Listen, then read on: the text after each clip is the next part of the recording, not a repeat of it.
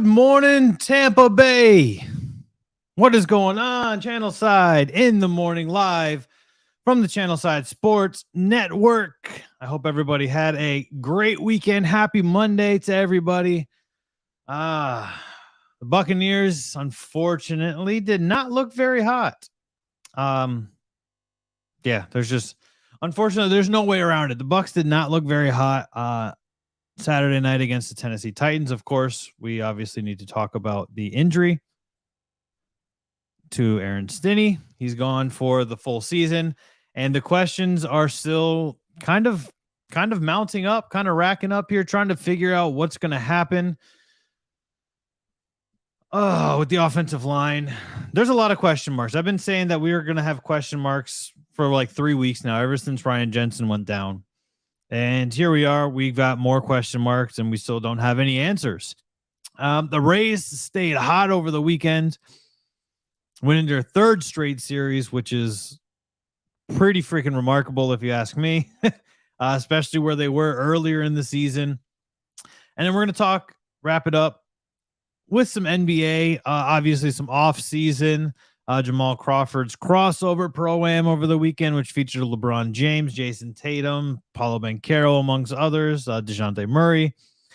And we're going to look at some magic numbers for the Magic. That's right. How's that for a double entendre at 8 a.m. on a Monday morning, guys? Thank you for those who are tuning in across the platforms. I see everybody starting to roll in on Twitter. People are rolling in on Facebook, on YouTube. If we get you, hop over to the YouTube channel, please hit that thumbs up button, and that will definitely help us propel towards the homepage of YouTube, which definitely helps this. It helps the show, it helps the brand, and then it helps you guys, because then you get to kind of BS around with other people. Tommy Bahama could be back in Florida. You are. Josh is 100% correct. We're gonna get to Tom Brady in just a moment. First, I think we got to start with the offensive line. Look, obviously we lost Ryan Jensen. It's still an unknown injury for Ryan Jensen. We assume that it's an ACL, but the knee was still so swollen that he hasn't really had a full evaluation on the knee, which, I mean, in hindsight, in theory, it could actually not be terrible. Shouldn't be terrible, but we don't know. We don't know the extent of the Ryan Jensen injury, which should have already kind of prompted everybody to go, okay, well, yeah, we need to look at depth at the center position at that time. Yeah, we've got Nick Levert, we've got Robert Hainsey. But what's going to happen if Robert Hainsey gets injured? What's going to happen if he gets injured? We found out he cramped up, 2 weeks ago in practice? Cramped up, scared everybody. Scared the hell out of everybody. If you're saying that your butthole did not pucker up a little bit when Robert Hainsey got taken down with what we all thought was a hamstring, you're going to be lying to me and to the rest of the world. Here's what we do know. Robert Hainsey has not looked that great through both preseason games, especially in run blocking. He's been very, very poor, especially when it comes to like Pro Football Focus grades. He's been very poor in run blocking. Now, we know that Tampa is going to be a pass-heavy team. He's been better in the pass block, but you still want more of a well-rounded blocker. You want to be able to run the ball, and especially coming from the center. It's very important to stop the nose tackles, stop interior defensive line. Like, you've got to watch out. You've got to make sure that you're able to protect Tom Brady. Tom Brady's not coming back at the age of 45 to get put on his backside as much as Joe Burrow did the last 2 seasons. Like, that's not what Tom Brady's here for. Tom Brady came back because he's got unfinished business. The Bucs have unfinished business, and we're playing for a Super Bowl. That's why Tom Brady came back. Robert Hainsey has not looked good. It's not looked terrible, but he hasn't looked good, right? He hasn't really, to me, he hasn't sold me on, okay, yeah, he's going to be a starter. We know that the Bucs are very reliant on the next man up. We know that. We know that it's happened last year. Like, that was basically their motto from last year, was next man up. But is Robert Hainsey the guy? We know, and look, I've said this before. Next man up is a great mentality to have. However, the next man up wasn't as good as the first man. That's why he's the next man up. And we have to be realistic when we look at things like that. Is Robert Hainsey wasn't as good as Ryan Jensen, period. That's why Ryan Jensen was the starter and Robert Hainsey was the backup. Robert Hainsey has not been performing that well. And sure, he's worked with AQ Shipley. That's great. You know who's not here to hold his hand this season? AQ Shipley. He's not here. Maybe he turns it on. Maybe Tom Brady kind of lights a fire. You know, go get Kyle Long, go get Matt Paredes. There's guys that we can go after. Can we get a JC Treader? I don't know. I don't know if we can. I don't know if we can get JC Treader because of the baggage associated with him in terms of where he's at being a player president and having to have once repped Antonio Brown against the Tampa Bay Buccaneers. That makes it hard. You know, I said this literally day one when we were talking about JC Treader. And when I interviewed a longtime beat reporter for the Cleveland Browns, and we got this. JC Treader costs as much as Ryan Jensen. Yes, but here's the thing is JC Treader finished well above Ryan Jensen in terms of productivity last year. Look, Ryan Jensen is valuable because he's a leader. Ryan Jensen is a leader. And you wouldn't pay $30 million to two centers. You would sign JC Treader to you would sign him to a 1-year deal for $6 million. But here's the problem is it's not just at center anymore. It's now at left guard. You know, Nick didn't play a single snap at left guard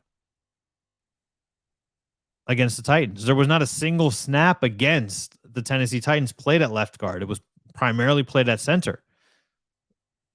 So here's the, like, you have to look at the difference. Like, is he going to be a left guard? Is he going to start at left guard now that Aaron Stinnie is gone? Or do you got to kind of save him in case Robert Hainsey is ineffective and Ryan Jensen finally gets his, because you're now in kind of a salary cap bind. Right? And this is where it makes it interesting. Is you've got the talent. You think that Robert Hainsey is going to be able to step it up because he's looked good in camp. It's just when it gets to the games, he hasn't looked as good. Like I said, he's better in pass blocking, which is ideal. This is the ideal scenario for Tom Brady and for Byron Leftwich and for this Tampa Bay Buccaneers offense is you want the center to be good at pass blocking. Ryan Jensen was well-rounded. Ryan Jensen was not great at either, but he was good at both, and he was effective at both. I said he was the 4th rated out of all 5 starters. He was 4 out of 5. So you're not losing a fantastic blocking piece with Ryan Jensen. You're losing the leadership with Ryan Jensen. Robert Hainsey's not going to step up and be a leader like Ryan Jensen was. He's not going to be a vocal leader, right? That's the reality of the situation. Is you're not going to replace Ryan Jensen from a leadership and a vocal standpoint, but you can replace him with a productivity. Maybe Robert Hainsey's that guy. We're going to have to find out. We're going to have to see who can be a hybrid guard center to try and, I'm assuming we're going to have some sort of rotation. You know, maybe this is why I said before we signed Carl Nassib, and I know we got Carl Nassib to replace Cam Gill. I understand that. But to me, the offensive line should have been addressed long before Cam Gill got injured. It should have been addressed the moment Ryan Jensen went down. That's the issue. Right. Joshua in the chat says that Ali Marpet looks like he's about 190 pounds. Yeah, he's not in football shape anymore. He's not blocking anybody. Like he's he's on the Oprah Winfrey Weight Watchers diet. And unless he's going to start yo-yo dieting and he's going to bulk up, like that's it. He's retired. He's over. It's done with. And we've got to move on from him. Right. This is where we need to put everything together, and we need to look for options at the offensive line. Like I said, Nick in the first preseason game was the worst pass blocking guard in the NFL. And that's not my opinion. That's a statistical fact. He was the worst graded player in the NFL on an offensive line. It is 17.5% pass grade. That's not good. That's not where you want your offense. That's not where you want your left guard to be. This is where the issue is you've now got yourself into a bind. $6.5 million, give or take, in cap space. But you also have a lot of pieces that you can package up and you can move away. You've got a solid group of wide receivers. We know that some good wide receivers are going to be left off of this team. Why not package some of them up? Move them. You're not the Tampa Bay Rays. You don't need to covet guys that aren't going to play for you. This is what we need. Well, the $9 million, Joshua, $9 million is before Carl Nassib hit. And that's before Patrick Laird. Knowing what we know with all of those cap hits, the Bucs are around $6.5 million. So that's the issue. If you're at $9.5 million, you can go out and you can sign JC Treader and say, hey, we'll give you $6.5 million. We'll give you $7 million. Come and play. Now, look, we can restructure. We can. I hate void years, but after next season, it's not that bad. The outlook's not terrible after next season. So this is where we really need to look at what we can do. Do we restructure a contract? We're about $63 million in the hole next year, right? That's seems like a big number. It's not where you want to be. You don't want to be that deep in the red. But I think Jason Light is a little bit better at playing GM than Mickey Loomis is. Mickey Loomis was able to figure out a way to get $73 million out of the hole.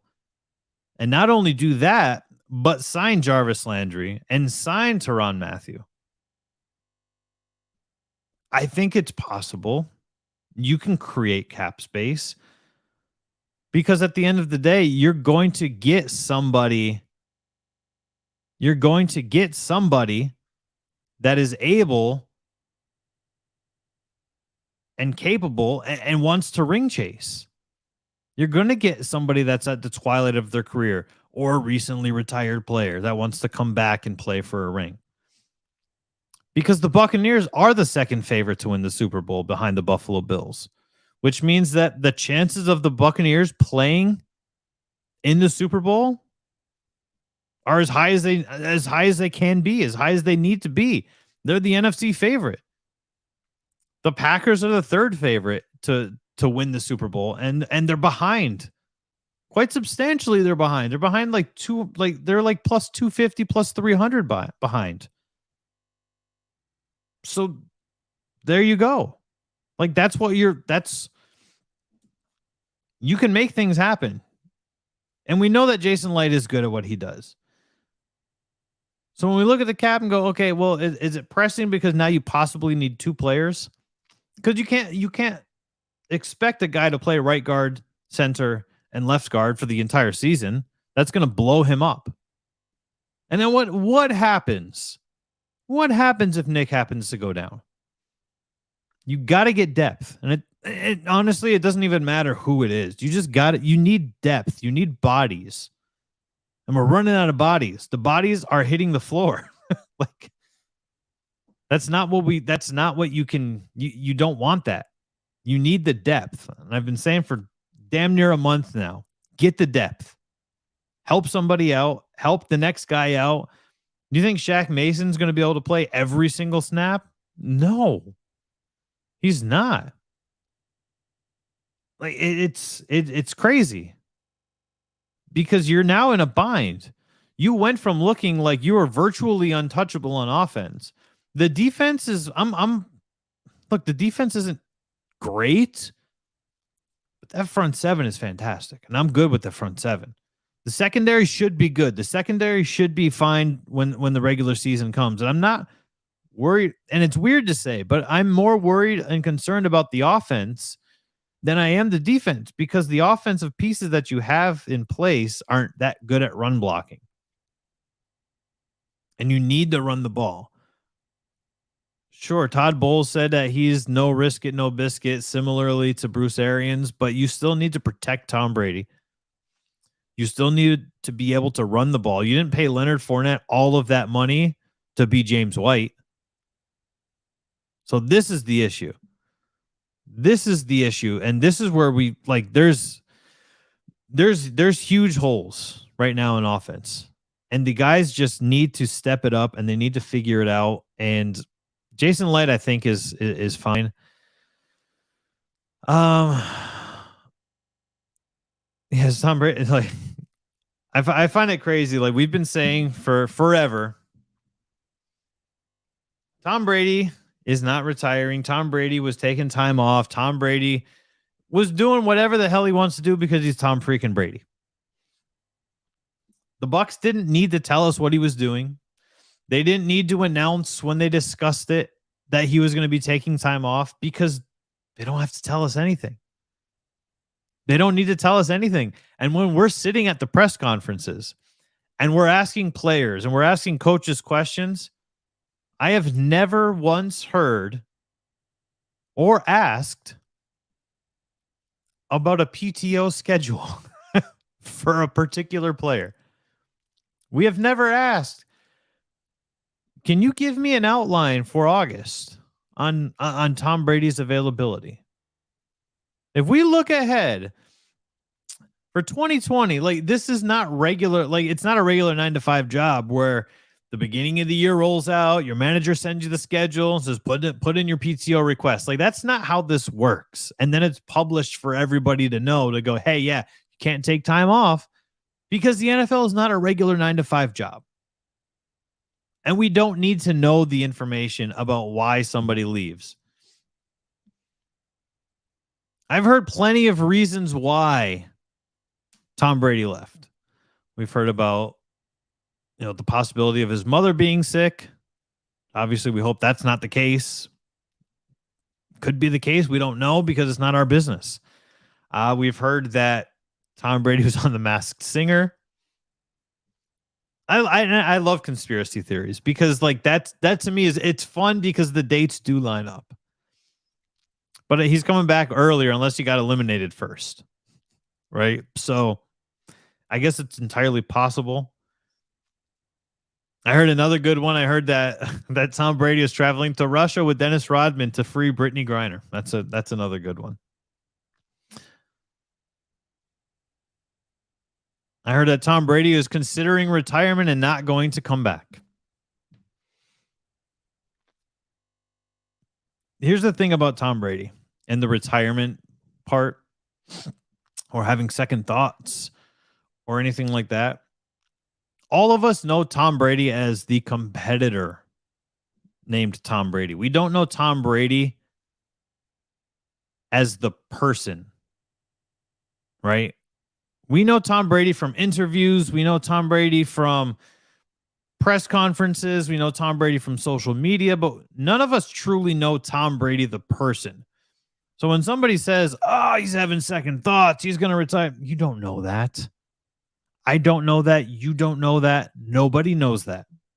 Okay, that's it. There's no possible feasible way for you to know that Tom Brady was having second thoughts other than wearing a tinfoil hat. That's the only thing that you could possibly know about Tom Brady and having second thoughts. Tom Brady didn't need to tell us. Todd Bowles didn't need to tell us. Jason Light didn't need to tell us. Nobody needed to tell us a single thing outside of, hey, Tom Brady's taking time off and he will be back. Could it be today? Could it be tomorrow? Who knows? We don't know when Tom Brady will be back, but it will be this week. Todd Bowles has not lied to us. He has not been dishonest. He's not told mistruths to any of us.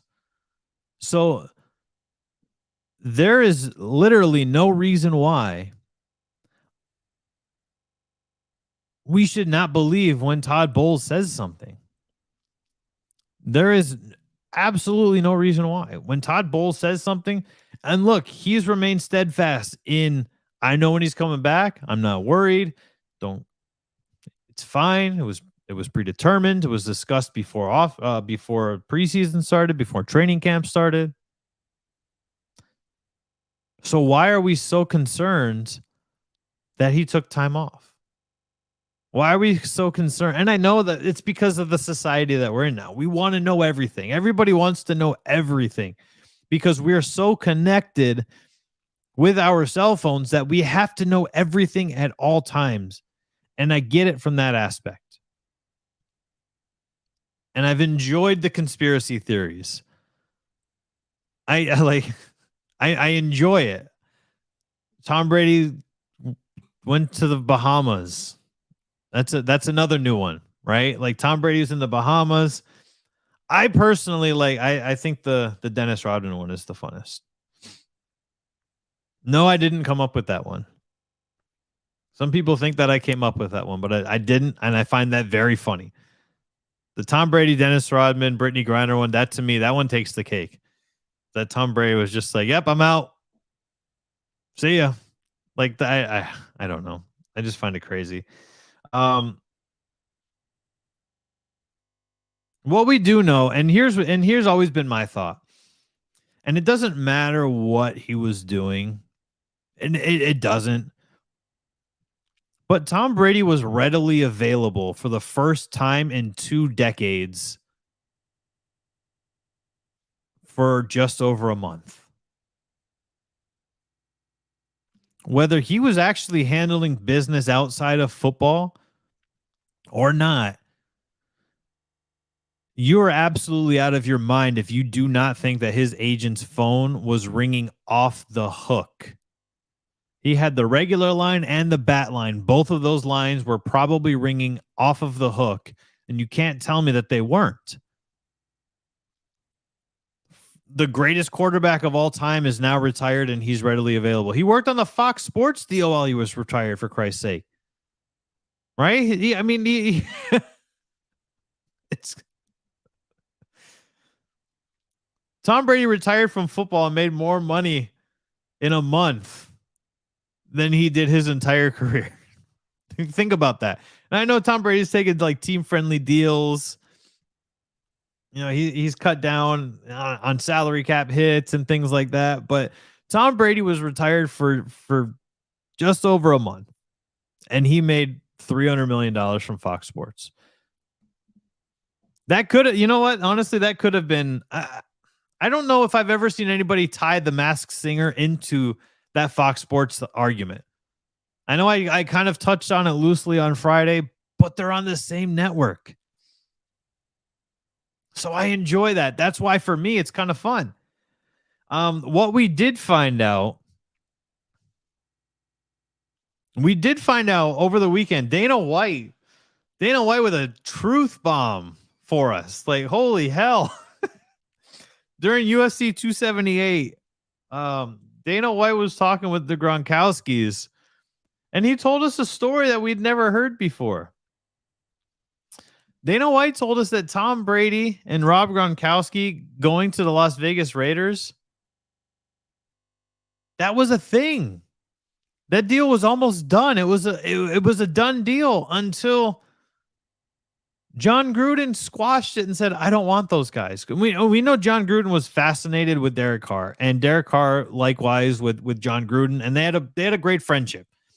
So we can't, like, from that aspect, I'm not going to hate on them, right? But if you've got Tom Brady and Rob Gronkowski wanting to come to your team, you have Tom Brady and Rob Gronkowski wanting to come to your team, and you're absolutely bananas if you don't sign them, if you don't want them. I don't know if I don't want them is the actual phrase that John Gruden said, Rob Gronkowski confirmed live on the air that story was in fact accurate, and Dana White was basically just gave us the world premiere of what almost happened before Tom Brady came down to Tampa Bay. I do love the fact that our 2 Super Bowls, John Gruden was involved in both of them. And Tony Dungy created the first team. And let's be real, John Gruden basically created the second team because he didn't want them out in Las Vegas, and he stuck with Derek Carr and Darren Waller. And look, it's a great thing, right? Miami was obvious; they were obviously in play, but this kind of ends the conversation of that team that Tom Brady was talking about in The Shop when he was on the LeBron James show on HBO, The Shop, when he was talking about there was a deal and then there wasn't a deal. Everybody assumed that was San Francisco, and everybody assumed that MFer was Jimmy Garoppolo. Psych, Derek Carr is the MFer now. Like, I need Derek Carr. I need Derek Carr to change his social media handles to Derek that MFer Carr. I need him to do that. I know he doesn't cuss very much, if at all, but he needs to do it, and I need to see it. I need Derek Carr to embrace. I need Derek Carr to. This is what we love about social media when it comes to the NFL, to the NBA, because when it comes to social media, baseball and hockey are terrible. They are absolutely terrible at entertaining us. Their players are terrible entertainers on social media. They don't really use it. Baseball, every now and then, more of the American guys are on it, but baseball is largely not really an American sport anymore. It's like a global sport, kind of like hockey. That's why it's a little bit boring. But I need Derek Carr to embrace that. I need Derek Carr to fully pedal to the metal, step on the gas pedal, and just embrace it and move forward. Please just do it, Derek. Somebody clip this. We're 28 minutes into the show. Somebody clip this. Somebody send it to Derek Carr to embrace it. Tell him Channelside Sports wanted to do it. And he needs to do it. Thank you, everybody that's tuning in right now. We're rolling through the thick of it right now, and definitely appreciate everybody that's coming in, that's hopping in, and getting involved in the chat, because that's what we do, man. We got to talk to you guys. We want to hear from you guys, and this is it. Channelside Sports is a voice of the fans. We are a voice of the people, and we just happen to do this, and we happen to grow, and we're happy.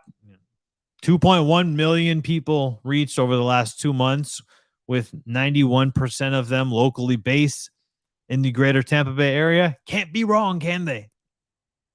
They can't be wrong. You know what else can't be wrong as we move along? I apologize for those that were here for the Bucks, but now we are moving along to our second place, baby. Second place, Tampa Bay Rays. The Rays are staying hot, boy.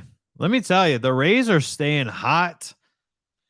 They've won 3 straight series now. Of course, dropping the obligatory 1 game in each series, which kind of sucks. That's not what we wanted to see. I appreciate you, Jay. I appreciate you watching us from the Iron Throne, from the Porcelain Throne. Speaking of Iron Throne, who watched House of Dragon? Different conversation. Follow Please Rewind. We're going to talk all about that later on Please Rewind, which is, of course, Channelside Sports pop culture show. But remember when I was telling you how important it was for the Rays to be holding these tiebreakers? Look at it now. Look at the standings, not only in the American League East, but look at them in the AL wild card. The Rays, the Blue Jays, and the Mariners are all tied. They are all tied at the top right now. And you know who's number 1 over both of those teams because they hold the tiebreaker? That's right. Your Tampa Bay Rays are sitting in the first place in the AL wildcard because they hold the tiebreakers. They're not playing the Mariners again, so the name of the game is just win more games than the Mariners. They play the Blue Jays, I believe, once more in September during that gauntlet run. But, man, if you keep handling business right now, things are going to be looking up for you if you're the Tampa Bay Rays. I think they've got a 65% chance of making the playoffs right now, which is great. Somehow the Blue Jays are still over them. The Blue Jays still have like a 91% chance of making the playoffs, but we've got a 4-game series against the Angels, guys. Like, this is where you keep going. You've got the Red Sox after the Angels, and then you've got the Marlins after the Red Sox. So you've still got 3 very, very winnable series in a row where you can make some moves and you can kind of build a little bit of a cushion. That's what you want. You want to build that cushion. I know we're getting healthier now, but you want your ride to be smoother, man. Nobody wants to go off-roading into the playoffs. You want to hit cruise control. You want to have your Goodyear all-weather tires on, cruising down the highway with the top down as you're relaxing and you're cruising into the playoffs. That's what you want. You'd rather be in the position that the Yankees are in, where they've got an 8-game lead. And like I said, guys, I'm not concerned about taking over first place from the Yankees. They hold the tiebreaker 5-8. They've got a hell of a lot easier remaining schedule than we do. I'm not looking at taking over first place. I'm looking at cementing ourselves as number 1 in the wild card. That's where we need to be. That's where all of our focus and all of our shifting should be, as it should be from those of you that are saying, take over the Yankees, take over the Yankees. No, it shouldn't be that. It should be win wild card 1, win the first slot in the wild card, not even second, not even just make it to the wild card.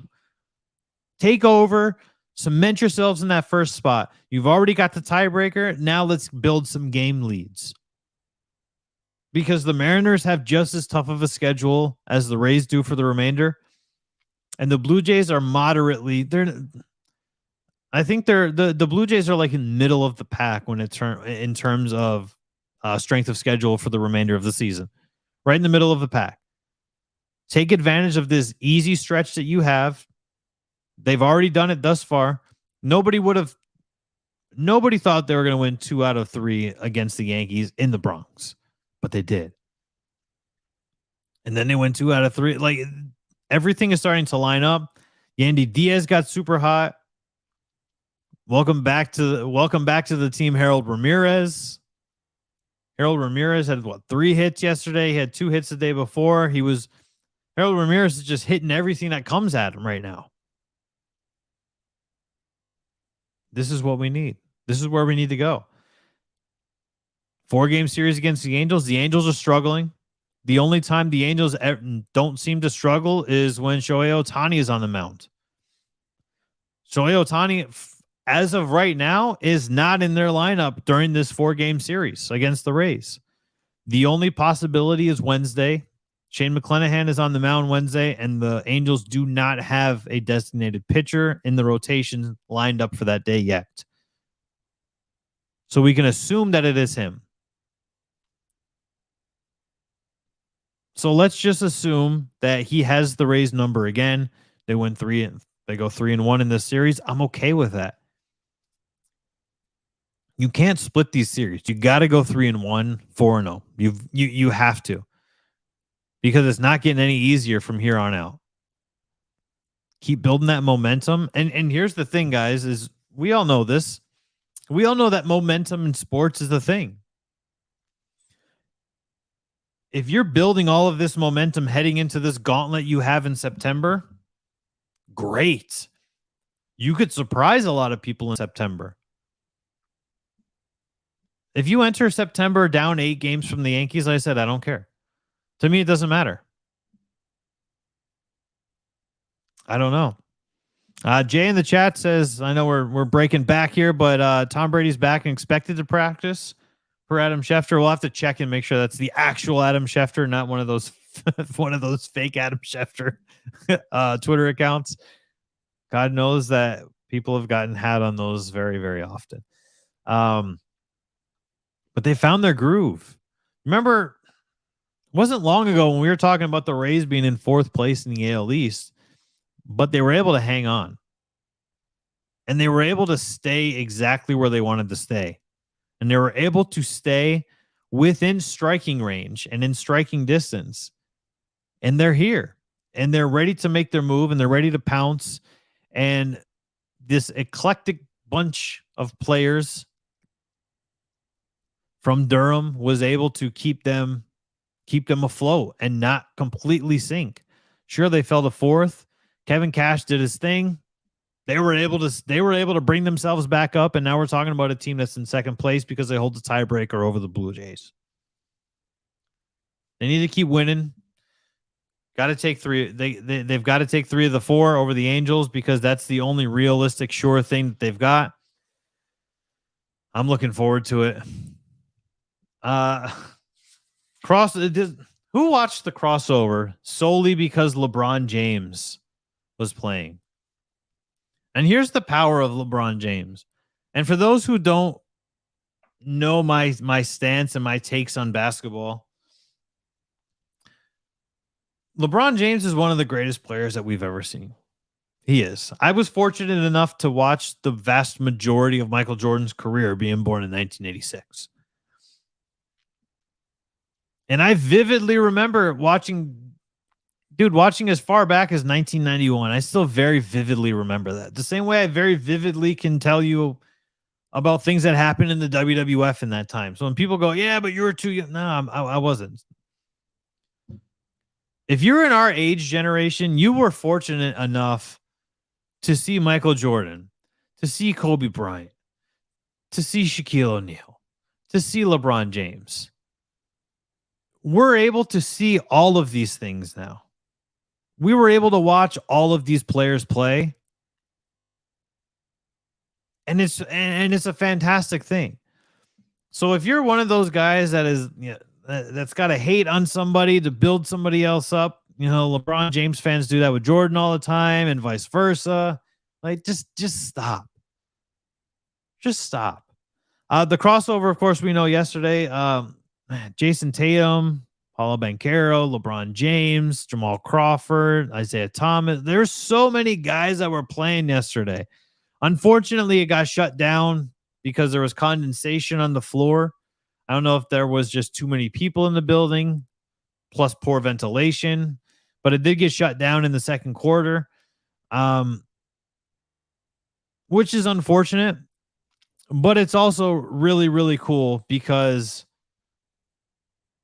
when you've got the face of your entire league that is participating in pro-ams and participating in like the lulls and off season, it's awesome. It's so cool to see because, that's why we used to make a big deal about it. Like in the 2000s when guys would go and play in the Rucker, right? And you go, oh yeah, Kobe Bryant went and played the Rucker. But now we've got the Drew League. We've got Jamal Crawford's crossover pro-am. We've got all of these great things. And to have LeBron James show up at them, no matter how you feel about LeBron James, he's drawing a crowd and he's drawing attention and he's drawing attraction to these summer leagues outside of the NBA summer league. And it's great because it's helping grow the sport and it's helping create conversations. And it's helping create excitement leading up into the coming NBA season. I will say this, though. With LeBron James playing in both the Drew League and crossover this season, I have better see LeBron James participate in some of the NBA All-Star Weekend festivities outside of the All-Star game. I don't care if it's a dunk contest, three-point contest, skills contest. I don't care what it is, but I'd better see LeBron James participating in one of these. Does it hurt your legacy if you lose the dunk contest? No, it doesn't hurt your legacy if you lose the dunk contest. Why is that even a thing? It's about fun. Who cares? And do you really think that if LeBron James participated in the dunk contest, they wouldn't have him win? Come on, guys. But it's all about the fun. If you're doing all of these other things, LeBron, and you're having and you're playing in these summer league pro-ams, participate, man. Participate in the All-Star festivities. Participate in the dunk contest. I think he's going to this year. I think that's what all of this summer league participation, all of these pro-ams, I think that's what it's leading up to. Is LeBron James is finally going to participate in some of this stuff. And for those wondering, the crossover, that's the tournament where we saw Paulo Banchero drop a 50 burger in his final game in that pro-am. 50 points. Yep. From our savior, our rookie, Paulo Banchero. Magic numbers. Magic numbers for the Magic. These are some numbers from last season for the Orlando Magic to look ahead to if we want to see an improvement. I'm sure we will see an improvement, but we want to see an improvement. But here's what we're looking at is the Magic beat 3 teams last season more than one time, and that's it. That's it. The Knicks, the Pacers, and the Timberwolves. And I don't know if they'd beat the Timberwolves more than once this season now that they've got Karl Anthony Towns and Rudy Gobert in the paint. Like that's a scary. I haven't seen a scarier paint presence since Tim Duncan and David Robinson during the twilight of David Robinson's career. But the I just realized, yeah, that they were the Twin Towers. Yeah. But anyway, you've got to do better than that. You've got to improve on that. I think they split the series with the Knicks. They won both in Madison Square Garden and lost both at home. Not good. The Pacers are fine, but you've got to beat more than 3 teams more than once. You have to. You've got to improve in that department. I'm not saying you got to sweep series, but you've got to beat more than one. You've got to get more than one victory over 3 different teams if you want to improve. Can they make the 4th seed? You know, Markelle Fultz said 4th seed. Here we come. Basically on Twitter, can they get the 4th seed? Not if you're only beating 3 teams twice. Like that's not gonna work. They were swept by 4 Eastern Conference teams as well. The Celtics, the Bucks, the 76ers, and the Washington Wizards. And I know a lot of it has to do with matchups. Right? Some teams just don't match up well with other teams. And that's the beauty of the NBA is you can play to the matchup. But you can't get swept by 4 Eastern Conference teams. Sure, 3 of the 4 were playoff teams. So the Celtics, the Bucks, and the 76ers, they're all playoff teams. But you can't get swept by a team like the Washington Wizards and expect to make not only the play-in game, but 4th seed as well. You can't expect these things to happen. 12 of their 22 wins last season. Here's the positive, though, right? 12 of their 22 wins last season came against playoff teams. They're over 50% of their wins were against playoff teams. And one of those wins included the Golden State Warriors. And I know they caught the Warriors at the right time, but I mean, hey, you play your schedule.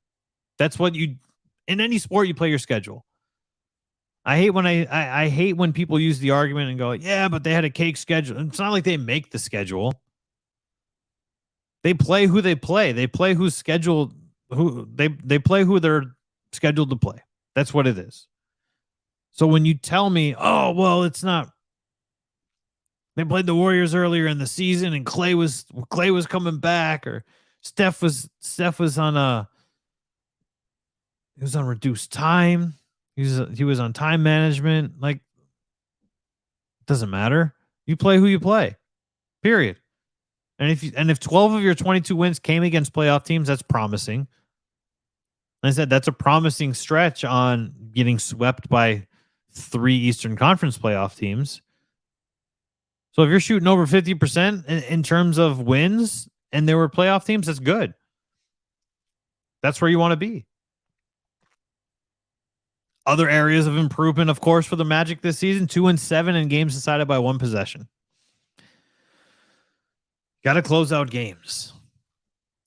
Anybody who is anybody, if you've ever played, especially basketball, if you've ever played basketball at a competitive level, one of the things, whether it was in high school, whether it was in college, whether it was in AAU, one of the things our coaches would always tell us is don't let the game be close enough for the referees to decide. And that can't be any more true. If you're 2-7 in single possession games, usually that means that it was coming down to free throws. Because you can't tell me that there were 7 last second shots that cost the Orlando Magic their games, right? Like, you can't tell me that. Maybe 2, maybe 3. I don't have those specifics, but maybe 2, maybe 3 of those 7 losses came on last second shots. The majority of those are going to come on free throws. You got to close out games. That's what it boils down to. You can't expect to make the playoffs. You can't expect to make the play-in game. You can't expect to, you damn sure can't expect to get the 4th seed if you can't close out games and you go 2-7 in single possession games. And then they were 0-4 in overtime. Now that to me is crazy, because this Orlando Magic team is very young. And when you're young, you're supposed to have more endurance, and you're supposed to be able to outlast veteran NBA players. Sure, maybe they have the mental edge on you because they've been around the league longer, but physics should have you outlasting these older guys if you're a younger team. And if you're 0-4 in overtime, that ain't good. You can't expect. If we combine overtime and single possession games, we're talking about 2-11. That's 13 game swing right there already. If you combine those two, 2-11, you can't go 2-11 and expect good things. I expect a lot out of this team. I expect this team will make the playoffs. I've been telling you. I told you before they dropped the schedule and before the odds were not in our favor. Put money on the Orlando Magic winning more than 26 games this season. Now it's plus 110. You put money on the Magic winning more than 26 games this season, you're not winning anything. You got to put that into a parlay to make any sort of scratch on that, man. But the Magic to make the playoffs, you put $10 on, you're still smiling. You're still sitting pretty. I think you're going to win $400. Do it. I don't see the Magic not at least making the play-in game. They are improved. They do have a year. They have a year of camaraderie. They've got Paolo Banchero, who I think is going to vastly help. Jonathan Isaac is coming back. You know, I've been very critical of Jonathan Isaac. Jonathan Isaac was not the greatest player before his injury. Maybe he comes back and he's stronger. I do know that Jonathan Isaac's effectiveness is a +6 over the course of his career, meaning that he has affected and had a direct effect on 6 wins, which is not bad, right? That's definitely not a bad stat to have. But you're getting healthier. You're getting Isaac back. I hope Isaac comes back and he tears it up because he's already here. And if he doesn't and he looks decent, move him. Straight him. What position are you gonna have him play? Is he gonna back up Paolo Banchero? Is your number 5 overall pick going to back up your number 1 overall pick? I mean, I guess that's not a bad position to be in. But do you really think that Jonathan Isaac wants to come back and be a bench warmer? Be a 6th man? Could be 6th man of the year. That's a possibility. That's actually probably a very reasonable possibility. I wonder what the stats are on that. Who knows? You don't know. I don't know. And I'd be okay if Jonathan Isaac won a 6th man of the year. Most improved player. I'm totally lost and confused on the most improved player. Because after Ja Morant won Rookie of the Year, I don't understand how you win Rookie of the Year and then Most Improved Player. You were already the best of your class. You won the Rookie of the Year. How do you win Most Improved Player? Because the numbers weren't egregiously better. It's not like he went from averaging 26 points a game to 47 points a game, right? Like, that to me is just kind of crazy. But maybe Jonathan Isaac comes back and maybe he does that. You never know. Tom Brady is officially back. As we wrap up this show, we'll tie it back to the Buccaneers. Tom Brady is officially back. He's at practice. Tom Brady's back. Everybody be happy. Everybody grab a seat. Relax. Not too much, though, because we still have offensive line issues that we need to address that apparently are never going to be addressed. I was really hoping that Tom Brady was going to like fly in on his helicopter, have a private jet land at $1, and he was going to walk off the helicopter onto the practice field. But he wasn't going to be alone. He was going to have offensive linemen with him. He was going to have a Kyle Long with him or JC Treader with him or somebody with him. But Tom Brady's back, right? That's all that really matters. Tom Brady has returned, and that's good because especially on Saturday, as bad as Kyle Trask looked on Saturday, Blaine Gabbert looked even worse.